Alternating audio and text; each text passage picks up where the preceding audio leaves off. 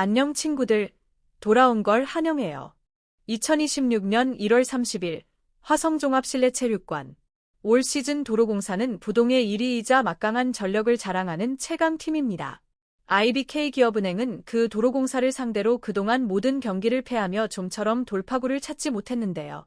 그런데 오늘 모두의 예상을 뒤엎는 결과가 나왔습니다. IBK가 리그 1위 도로공사를 세트스코어 3대 0으로 완파한 겁니다. 오늘의 승리는 단순한 1승 그 이상입니다. 지난 2024년 12월 27일 이후 무려 399일 만에 거둔 도로공사전 승리이자 지긋지긋했던 상대전 연패의 사슬을 끊어낸 의미 있는 순간이었습니다. 그렇다면 IBK기업은행은 어떻게 리그 1위 팀의 조직력을 단숨에 무너뜨릴 수 있었을까요? 지금부터 오늘 경기의 핵심 포인트를 하나씩 짚어보겠습니다. 경기 전부터 김종민 감독의 경계는 예사롭지 않았습니다. 도로공사의 김종민 감독은 IBK는 결코 만만한 팀이 아니다라며 여유 없는 표정을 감추지 않았는데요. 높이와 끈질긴 디펜스를 갖춘 팀이라며 경계심을 늦추지 않았습니다. 그리고 그 불안한 예감은 1세트 시작과 동시에 현실이 됐습니다. IBK는 초반부터 강력한 서브로 도로공사의 리시브 라인을 완전히 흔들며 단숨에 14대 5까지 점수 차를 벌렸습니다. 도로공사는 세터 이윤정을 빼고 김단을 투입하며 분위기 반전을 노렸지만 1세트에만 10점을 몰아친 빅토리아의 맹공을 막기에는 역부족이었습니다. 결국 1세트는 25대 11, 리그 1위 팀으로서는 믿기 힘든 점수 차로 마무리됐습니다. 오늘 경기를 지배한 이름은 단 하나, 빅토리아였습니다. 3세트 경기임에도 무려 34점을 퍼부으며 코트를 완전히 장악했는데요. 공격 성공률 46.15%를 기록하며 효율적인 득점을 이어갔고 도로공사가 자랑하는 촘촘한 수비벽을 높은 타점의 강타로 무력화시켰습니다.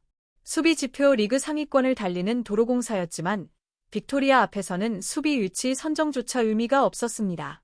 특히 3세트 접전 상황에서 터진 빅토리아의 후위 공격은 IBK가 끝까지 흐름을 놓치지 않는 결정적인 버팀목이 됐습니다. 에이스가 제 몫을 120% 해내자 팀 전체의 사기도 자연스럽게 치솟았습니다. 여기에 과감한 선택도 빛났습니다. IBK는 주전 아웃사이드 히터 육서영이 부상으로 빠지는 악재를 안고 있었는데요. 유효한 감독 대행은 그 공백을 메우기 위해 2025년 3월 13일 이후 무려 323일 만에 선발로 나서는 고의정 카드를 꺼내 들었습니다. 연습 과정에서 보여준 자신감을 믿고 공격과 서브에서 역할을 기대한 선택이었습니다. 결과적으로 이 판단은 적중했습니다. 고의정은 리시브 불안이라는 우려를 투지로 극복하며 김하경 세터에게 안정적인 리시브를 공급해 팀의 흐름을 단단히 지켜냈습니다. 무엇보다 오늘 경기의 마지막 마침표를 찍은 선수가 고의정이었다는 점이 더욱 드라마틱합니다. 32대 32, 숨조차 쉬기 힘든 긴박한 순간. 고의정의 결정적인 득점은 399일간 이어진 악몽의 종지부를 찍는 신호탄이었습니다. 여기에 야전 사령관 김하경의 부활과 킹켈라의 각성도 빼놓을 수 없습니다. IBK의 완승 뒤에는 세터 김하경의 영리한 경기 운영이 자리하고 있었습니다.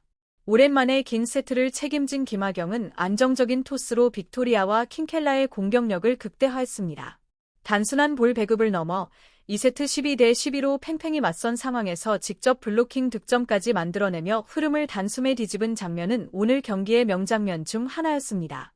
그동안 기복을 보였던 킹켈라도 서브 에이스를 포함해 13점을 올리며 확실한 지원 사격에 나섰습니다.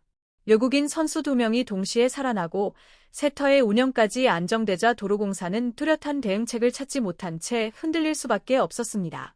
반면 1위 도로공사에게 오늘 경기는 예상 밖의 완패였습니다. 팀 리시브 효율이 20%대까지 떨어지며 선두 팀다운 조직력을 전혀 보여주지 못했습니다. 공격 성공률은 42.34%로 수치상 나쁘지 않았지만 결정적인 순간마다 리시브가 무너지며 반격의 기회를 스스로 놓쳤습니다. 특히 서브 득점은 단 하나도 기록하지 못한 반면 범실은 무려 17개나 쏟아내며 자멸에 가까운 흐름을 보였습니다. 에이스 모마가 20점을 올리며 분전했지만 승부처마다 나온 범실이 뼈아팠습니다.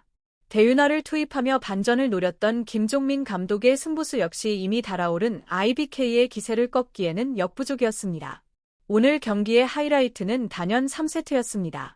벼랑 끝에 몰린 도로공사가 17대 12로 앞서며 반격을 시도했지만 IBK의 뒷심은 그 이상으로 강했습니다.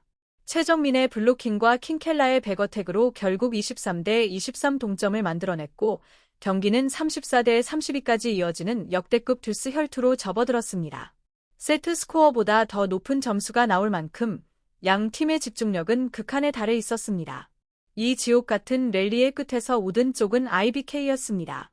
고혜정의 득점에 이어 모마의 공격 범실이 나오자 IBK 선수들은 코트로 뛰어나와 399일 만에 서사를 완성했습니다. 오늘 승리는 결코 운이 만든 결과가 아니었습니다. IBK 기업은행은 블로킹에서 8대 6, 서브에서 5대 0으로 도로공사를 압도했습니다. 특히 범실 관리에서도 12대 17로 앞서며 집중력의 차이를 분명히 보여줬습니다.